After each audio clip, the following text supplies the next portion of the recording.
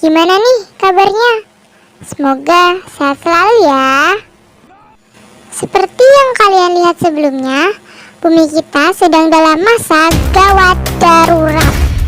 Bencana alam sering terjadi dan semua kerusakan itu banyak disebabkan oleh perbuatan manusia yang disengaja ataupun tidak disengaja, teman-teman. Semua kerusakan yang telah terjadi sangat merugikan banyak sekali pihak loh. Oleh karena itu, di sini saya dan teman-teman saya akan menjelaskan kepada teman-teman semua dari apa, mengapa, kapan, di mana, siapa, dan bagaimana semua itu dapat terjadi. Simak baik-baik ya guys. So, let's move on and enjoy.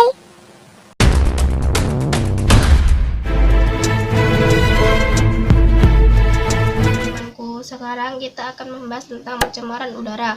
Jadi kita akan membahas pengertian, dampak, penyebab, dan bagaimana cara penanggulangannya. Pengertian pencemaran udara adalah suatu kondisi di mana kehadiran satu atau lebih substansi fisika, biologi, dan kimia di atmosfer bumi yang jumlahnya membahayakan. Polusi udara sendiri bisa membahayakan makhluk hidup di bumi, mengganggu estetika dan kenyamanan, dan juga bisa merusak properti. Apa ya penyebab pencemaran udara? Ayo penyebab pencemaran udara. Penyebab pencemaran udara di Indonesia sekitar lebih dari 70% hasil emisi kendaraan bermotor yang mengeluarkan zat-zat yang berbahaya. Zat yang berbahaya tersebut seperti karbon monoksida, hidrokarbon, oksida nitrogen, timbal atau timah hitam (PB) hampir 100%, aspek partikel matter (SPM) 13-44, oksida fotokimia. Ternyata guys, pencemaran udara terdiri atas alamiah dan dari kegiatan manusia.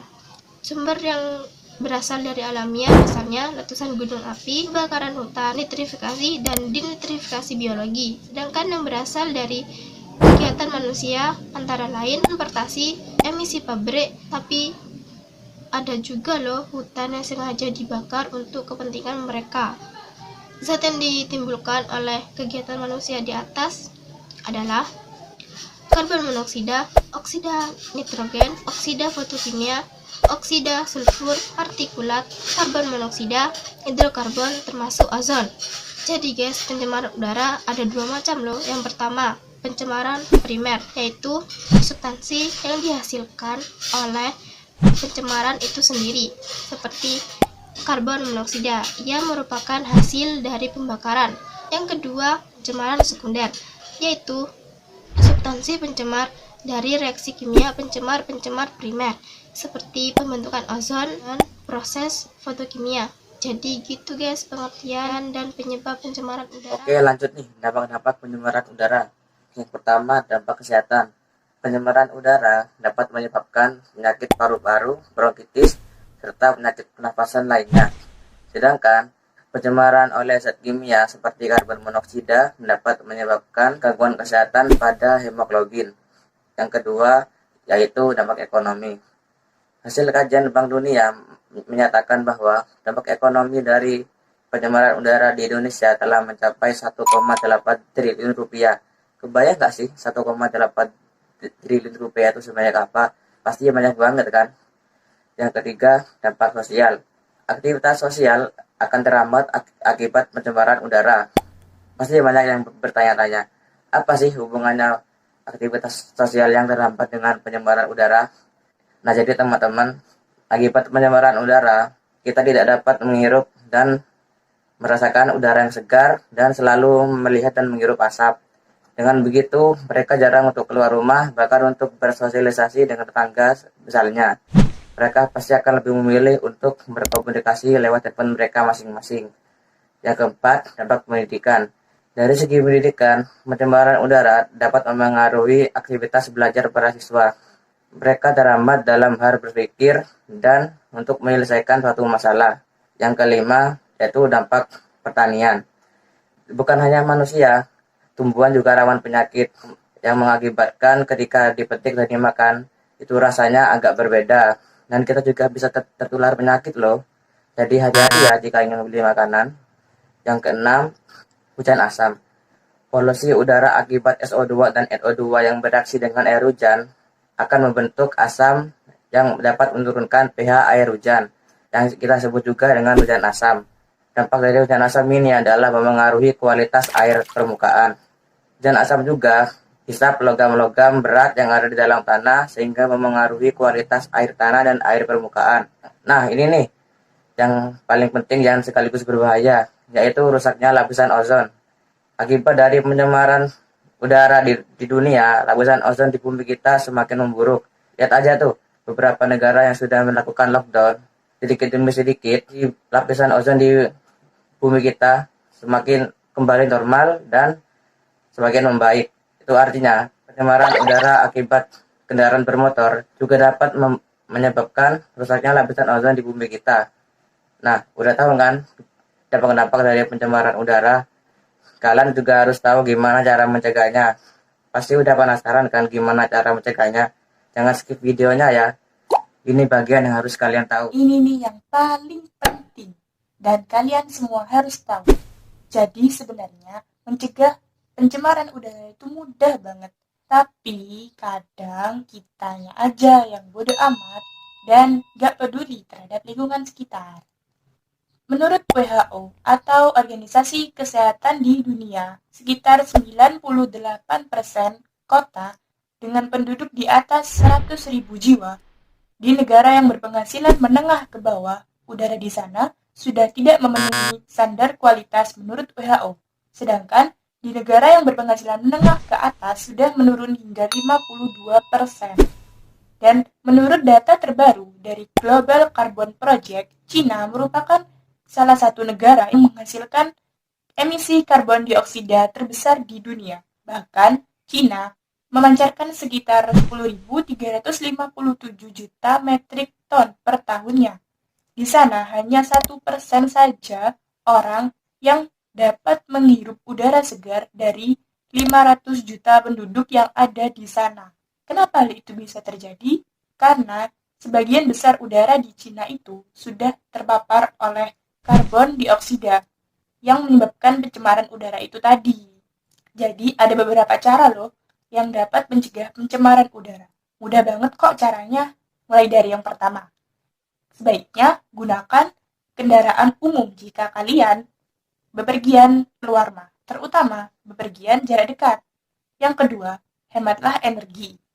Yang ketiga, terapkan dan pahami konsep reduce, reuse, dan recycle, mengurangi, gunakan kembali, dan mendaur ulang.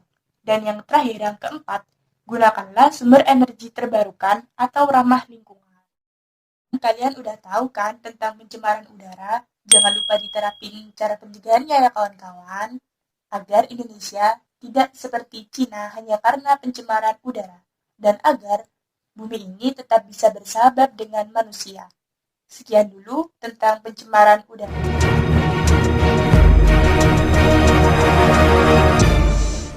Oke. Hai. Sebelumnya, kalian udah dengar kan penjelasan tentang pencemaran laut? Nah, kali ini aku akan membahas tentang kerusakan terumbu karang. Sebelum aku bahas lebih rinci lagi, kalian udah pada tahu belum apa sih terumbu karang itu? Jadi guys, terumbu karang adalah sekumpulan hewan karang yang bersimbiosis dengan sejenis tumbuhan alga bernama Zooxanthellae. Sebenarnya terumbu karang itu makhluk hidup loh. Jujur, siapa nih yang sebelumnya ngira terumbu karang itu batu? Sekarang kalian udah pada tahu kan terumbu karang itu bukan batu? Oke, karena topik pembicaraan kita kali ini tentang kerusakan terumbu karang, kita tentu harus tahu dulu dong apa aja sih penyebab dari kerusakan terumbu karang. Aku akan kasih tahu ke kalian 5 penyebab kerusakan terumbu karang. Disimak ya. Yang pertama, dampak dari perubahan iklim.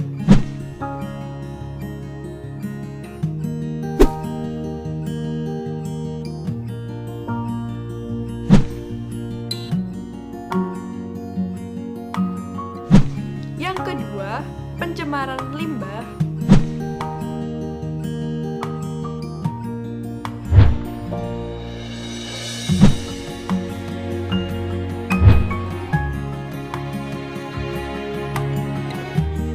Yang ketiga, penangkapan ikan pukat harimau. Yang keempat, bangunan di sekitar pesisir pantai dan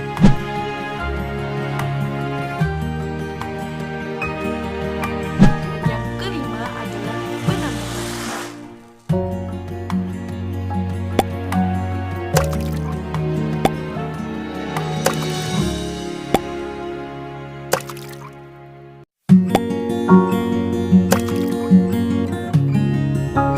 Nah, itu tadi guys, 5 penyebab kerusakan terumbu karang. Selain penyebab, kita juga harus tahu apa aja sih dampak yang ditimbulkan dari kerusakan terumbu karang. Maka dari itu, yuk simak penjelasan dari teman aku. Setelah tahu apa penyebabnya, kita juga harus tahu nih, apa saja sih dampak yang bisa ditimbulkan dari rusaknya terumbu karang. Dampak yang bisa ditimbulkan antara lain, yang pertama, terganggunya jaring-jaring makanan yang ada di dalam laut tersebut.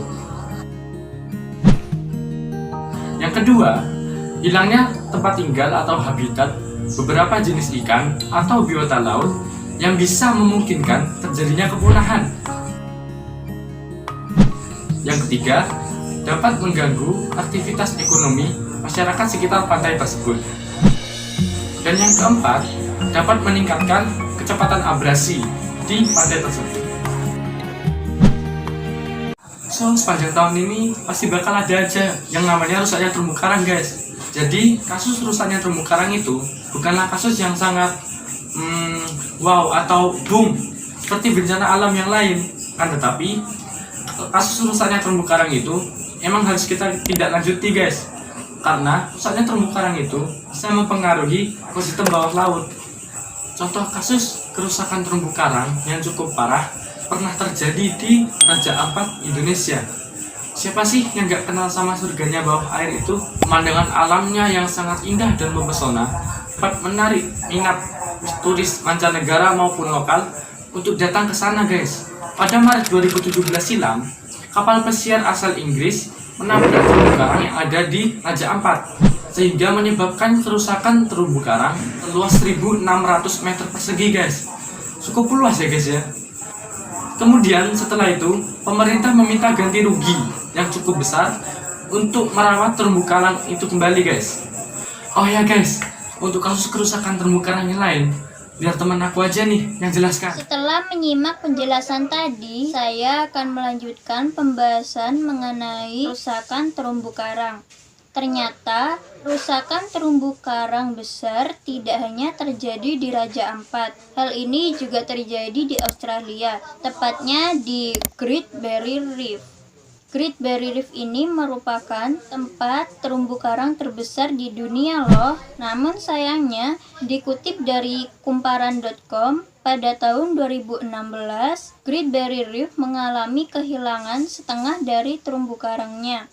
Hal ini terjadi karena pemutihan yang berturut-turut selama 2 tahun. Selain itu, hal yang menyebabkan hilangnya terumbu karang ini karena terjadinya peningkatan suhu laut di sana.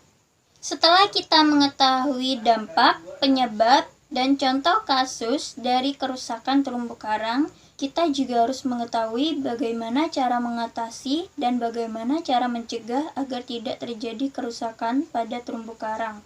Untuk cara mencegahnya ada beberapa cara, yaitu meningkatkan kepedulian dan partisipasi masyarakat. Kedua, tidak menangkap ikan dengan menggunakan bahan peledak dan pukat harimau. Ketiga, tidak mencemari laut dan sekitarnya. Yang keempat, tidak menebang pohon mangrove. Yang kelima, melarang pengambilan terumbu karang secara ilegal. Dan yang terakhir, melarang pengerukan secara berlebihan. Untuk mengatasinya, bila kerusakan terumbu karang telah terjadi, yang pertama, menyingkirkan faktor-faktor yang menyebabkan kerusakan terumbu karang. Contohnya seperti sampah, apalagi sampah plastik. Yang kedua, membuat pelindung bagi terumbu karang. Contohnya, membuat terumbu karang buatan. Dan yang terakhir, memindahkan terumbu karang dari tempat yang kurang baik atau kurang aman ke tempat yang lebih aman. Oke guys, sampai di sini dulu pembahasan kita mengenai kerusakan terumbu karang. Kerusakan terumbu karang bisa terjadi kapan saja. Maka dari itu, kita harus menjaga kelestarian dan kebersihan di laut dan sekitarnya. Sampai di sini dulu bincang-bincang kita tentang keadaan bumi yang mengkhawatirkan ini. Semoga teman-teman semua sadar dan senantiasa menjaga bumi kita tercinta. Selamat Hari Bumi bagi semua yang masih Mencintai Bumi Ayo jaga bumi kita agar selalu sehat dan bersih, sehingga kelak generasi penerus bangsa dapat menikmati indahnya bumi. Thanks for watching guys. Jangan lupa like, komen, subscribe, dan juga share ke teman-teman kalian agar video ini dapat bermanfaat. See you.